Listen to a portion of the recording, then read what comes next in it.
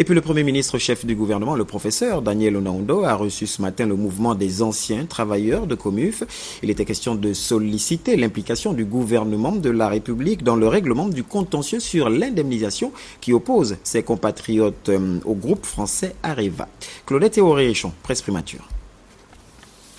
Après avoir exercé plusieurs décennies durant au sein de la compagnie des mines d'uranium de Franceville Comuf, filiale du groupe nucléaire français Areva, est convaincu au sortir de cette activité à haut risque qu'ils sont en fait ces malades qui s'ignorent parce que n'ayant jamais reçu les résultats de leurs examens médicaux, les anciens travailleurs de Comuf de Mounana sont venus solliciter l'arbitrage du Premier ministre, professeur Daniel Onaondo, pour être indemnisés par le groupe Areva au même titre que leurs collègues de France et du Niger. Le mouvement des anciens travailleurs de la Comuf, que j'ai l'honneur de représenter ici, a été reçu ce matin par le Premier ministre pour dénoncer tout le mal que Areva aura entretenu vis-à-vis de ses adhérents, notamment les anciens travailleurs de la Comuf qui ont vécu pendant 48 ans sans être suivis médicalement. Le Matraque a dénoncé aujourd'hui l'état de santé de ces anciens travailleurs, notamment déclaré les 444 décédés qui sont morts par infection pulmonaire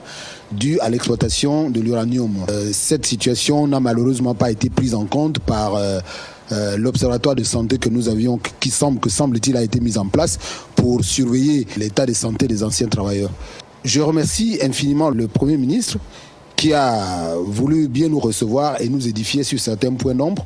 Nous allons prendre toutes les dispositions nécessaires pour constituer tous les dossiers possibles afin de poursuivre et d'amener Areva à indemniser les anciens travailleurs de la Comuf que nous sommes. Disons que les orientations du chef du gouvernement ont été données dans un élan de solidarité vis-à-vis de ses compatriotes dont la complexité du dossier devient véritablement un problème de santé publique.